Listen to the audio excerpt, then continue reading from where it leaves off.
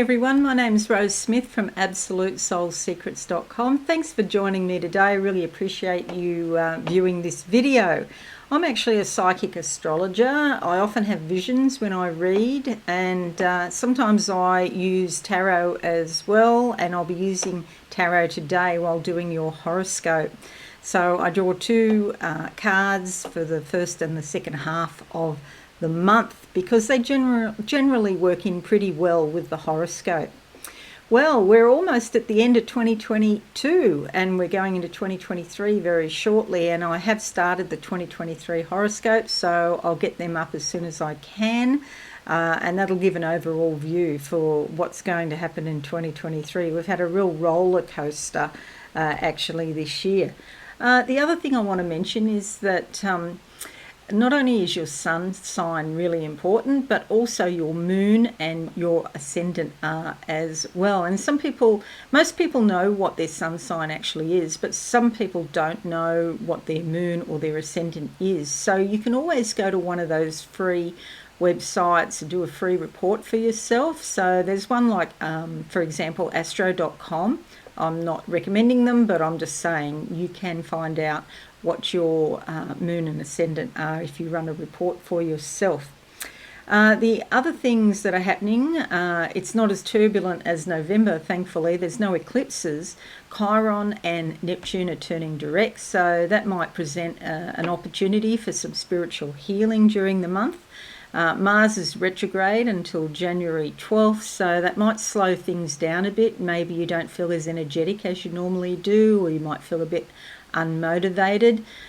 Sometimes it can come out as peevishness or feeling a bit miffed, so do watch for explosions and sparks and arguments.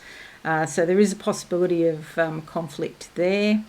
Mercury goes retrograde in Capricorn, and that is on the 29th until the 18th of January 2023. Now, a week or 10 days either side of those dates is a thing called the shadow period, where the energy is coming on or going off. It's not a good time for travel. It's not a good time to be signing important documents while Mercury is retrograde or in shadow, if you can help it. Sometimes technology plays up, and it can just be a bit of a dog's breakfast. Do back up your all of your important work, because sometimes things can happen with technological glitches and things. But on the plus side, anything that you start before, say, around the 20th, it often gives you a boost to finish that thing. If you're having a problem getting stuff finished, you might feel like you go back to the past in some way. And sometimes people you used to know can also come back from the past as well. And because it's in Capricorn, there's likely to be real physical effects, so some sort of concrete manifestation around that.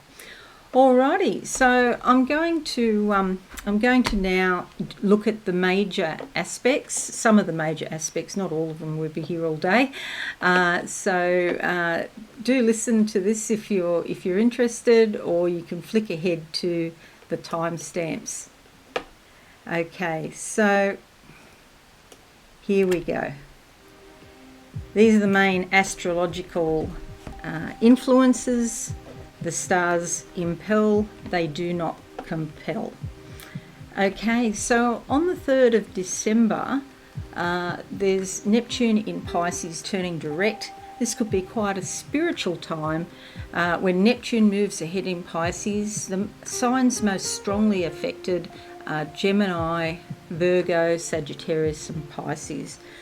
On the 4th of December, the Sun trines Chiron in Aries, and this suggests an positive, easy-flowing energy, probably about healing, insight and awareness.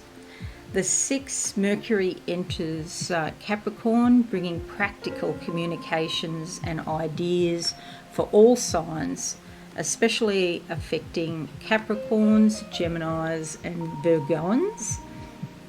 The 7th of the month sees a full moon in Gemini, bringing up subconscious communications, dreams, Freudian slips, secret or hidden messages can also come out, so be careful there.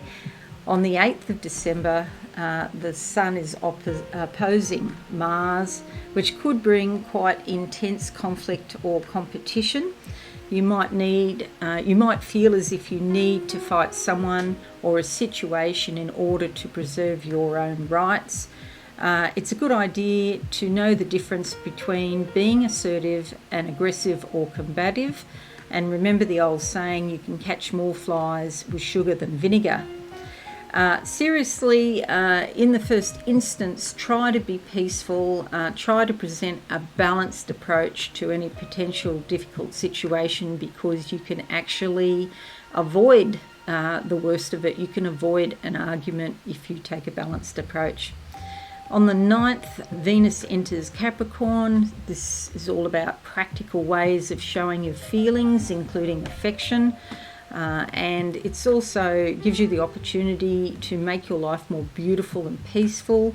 Perhaps you want to make things fair and just around you, which is fair enough.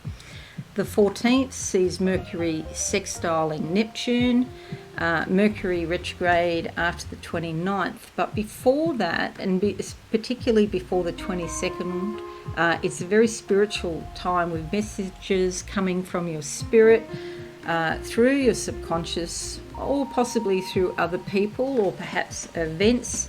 Your intuition is likely to be heightened, and your logical mind probably recedes into the background just a bit. You could live closer to the world of the divine, and your imagination is probably on fire. Logical thinking could be strongly affected, especially for Pisces, Virgo and Gemini. The 20th sees Jupiter entering Aries, and this brings a lot of spontaneous growth and perhaps some good luck for the next year or so, depending on what house Jupiter is in. Whatever it is, it's likely to expand. So when you click the timestamp, I'll go into that more when I do your horoscope there. The 21st sees the Sun entering Capricorn, and it's Capricorn season, so happy birthday to all early Capricorns. Practicality, groundedness and getting stuff done is a major theme. And of course, it's always important to feel your feelings and then release difficult situations, sending them out into the universe for resolution.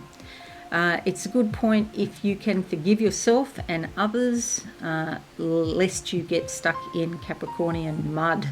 Okay, so let them go, because, it doesn't hurt them, it's hurting you. The 21st of December, Saturn is sextiling Mercury, and your communications are more clear-cut and organised. You probably are communicating effectively, and your thinking is likely clearer than usual. You are likely to be more objective and perhaps a little bit less intuitive, okay, because your mind is so sharp and clear. It's a great time for doing logical work. On the 23rd, Chiron turns direct, and there could be some wounds from the past that come back for healing. So it's a good time to be gentle on yourself, not to take on too much, especially with Christmas around the corner if you celebrate Christmas. Do take good care of yourself. On the 23rd, the new moon in Capricorn is a time of practical beginnings, so plant some seeds, put in some preparation so that you can achieve later. It's a time of growth and renewal. And there's likely to be lots of planetary energy in Capricorn this month, so you can really get stuff done. Just remember to keep your feet on the ground. This energy will help you do that. The 29th sees Mercury retrograde until the 18th of January. As I mentioned before, it's in Capricorn. So do watch for concrete manifestations, especially regarding misunderstanding or perhaps technology glitches. Travel could be affected, so allow plenty of time to get to where you're going, especially if you've got multiple legs in your itinerary, because there could be delays. Tricksters around Christmas time especially are possible, because Mercury retrograde is symbolic of the trickster, basically, and that also could come into being from around the 20th, 22nd when it's in shadow, or after the 18th when it's in shadow for a week or 10 days. And the last day of the month, the Sun trine the North Node, brings a lot of an awareness and insight about your future destiny. There's an easy flow of energy that gives you hints perhaps about your life mission or what you're supposed to be doing in life. It's a time of realising that the future holds much more for you personally. So let's get into these star signs now.